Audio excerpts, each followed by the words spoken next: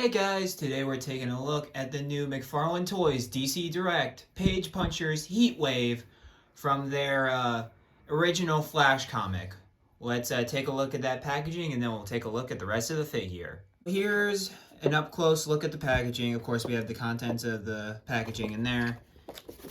Includes an English comic book, 12 plus, so this is not for younger kids, obviously. Even though these are very you can play with them well, but still these are not meant to be for kids. Let's make that clear. And then we have the DC Direct banner with the McFarlane Toys banner right below that. We have the Page Punchers right there. And then of course we have look at the figure in the comic book, and I think different translations of what's on the front of the box with that Page Punchers logo right there. McFarlane Toys social medias right there. Heatwave from the original Flash comic that is in the packaging right there. Page Punchers on the bottom. McFarlane Toys DC Direct up top. Up top, not much, just the McFarlane Toys banner with Page Punchers again. And then on the bottom, we have the legalese and stuff like that. And then if you guys are looking for them at your local Walmart, which is where I found the figures I will be reviewing of this wave, you can use the barcode provided in the video.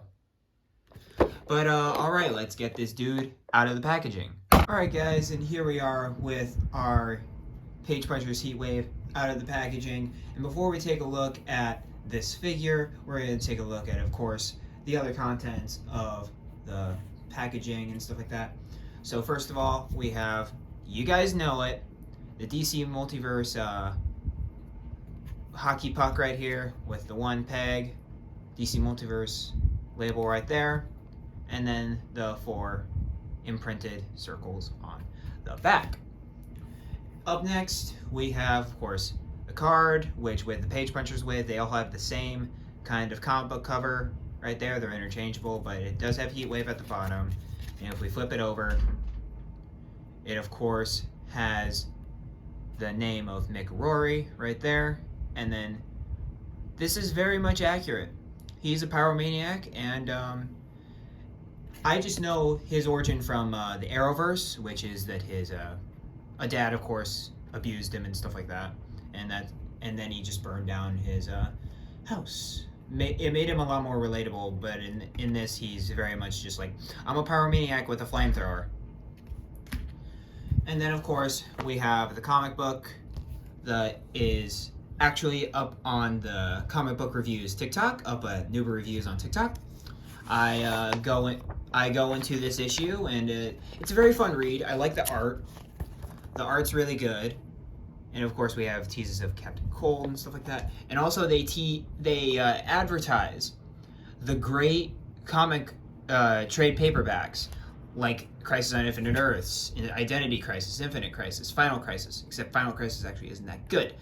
But they advertise the best of the best in these so you can get into comics. So pick one of these up and then read it through and then look at the ads to see where you should start for certain characters, because that's basically what they give you in these.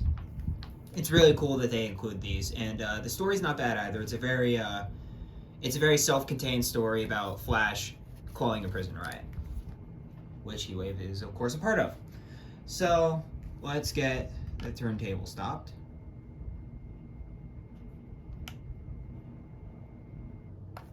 And we'll get a better look at the figure. Now, I have one complaint about this figure, and it is that I think he should have more paint. Like, what I mean in that is that he should have more dry brushing of the silver and stuff like that. It's very much just like, hey, it's a toy. But I mean, I get that that's how they look in the books, though. As you can see right here, they don't have a lot of paint and stuff like that. Even though there is more stuff going on in the mask than in the comic than on the actual figure. So, but I like the mask. I like the oxygen kind of thing going on here. The white I can do without, but the mask looks alright, I suppose. I just wish the the details could be further explored in that area. Then the white, I love the whites and the oranges, and I surprisingly like his flame gun, even though I wish it could have come with an effect piece. I think that would have really made this figure shine. Is that if he had an effect piece for that gun, because he totally has the potential to with those holes right there. You could totally just mold something to it and have a flame piece, which I think would be really cool.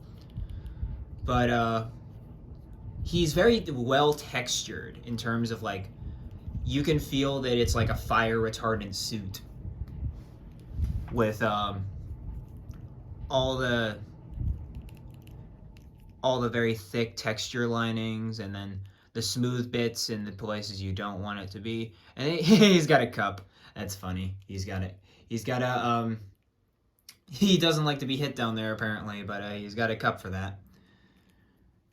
And then more of just the texturing and because like the armor bits think should have had a little bit more dry brushing to make it stand out a little bit more. But I think the undersuit looks really good in terms of the texturing because it really feels like I said, a fire retardant suit. And then of course you have the belt with what I assume is kind of a Heatwave logo. I don't think Heatwave really has a logo though. But yeah, he's a very detailed. He has a very detailed undersuit, but his armor kind of has kind of that cartoonish kind of feel. So if they would have put maybe one layer of dry brushing over it to give it sort of that worn kind of feel, I think this figure would have really shined. But besides that, it's very much just cartoony armor with a very detailed under fire suit. But all right, let's get into the articulation. So of course he has ball jointed head where he can go to about level because of this kind of armor piece right here. He can't look up too much. He can look up to about there. He can look down very far. And then he of course he can go full on 90 for rotation in the head, and then he of course can cock his head side to side. We have the armpits right there, so you can be more animated with his shoulders, and then you of course have the ball jointed shoulders right there that go out like that. And then with this one you can go all the way around because of course it's not connected to this hose, which I assume leads into his fuel for his fire gun. But then he has a bicep swivel, double jointed elbows, which yikes. Let me see if I can make that better. But nope, that's a yikes. Oof. That's that looks terrible. That looks horrific. And then of course we have the sculpted in hinge hands for this guy, and not the ball joints where the hands just sit on top of it. It's actually sculpted in, so he can only go in and back like that. The only difference with this hand though is that it's single jointed. This arm, I mean, it's single jointed because of the flame gun, and then of course no rotating of the gun. It's just single jointed like that, and then you control how the arm goes mainly by the bicep swivel.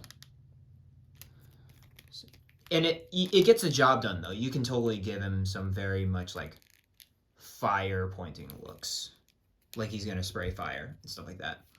And then with the diaphragm, it's a single piece. It's actually a double piece, my bad. There's a peg in up, there's a ball joint up here and a ball joint down there. So you can really get him in range. This bulky dude can really go all over the place. He can crunch about that far in. He can bend back about that far out. And then he can, of course, swivel like so. Let me match these all up so I don't get mad. And then, of course, he has the standard McFarlane ball joints right there. So he can move up about that far, back about that far. He has, I can't tell if he has a thigh swivel because it's very limited. If you call that a thigh swivel, that's a thigh swivel. But then he, of course, has double jointed knees, which look better than the arms, but not by much, because you got a lot here and not a lot up here. So they probably needed to work something out for that. But yeah, I can see a lot of people aren't gonna be doing like very acrobatic poses with this guy because he's Heatwave. He's a bulky dude. And then of course we have the ball jointed ankles where you can go up, down about that far, up about that far. You can, and then you have ankle pivot, and you can rotate it. Actually, no. Let me see.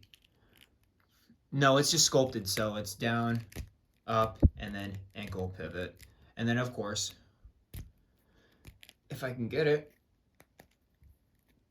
toe articulation right there, which doesn't do a lot, but it's there, which is always nice to see.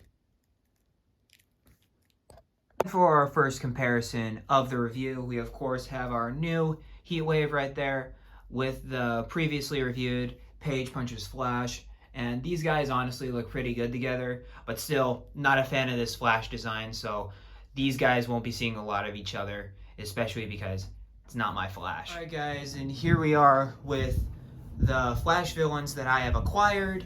We of course have Godspeed, Reverse Flash, Gorilla Grodd from Injustice 2, and our new Heatwave right there.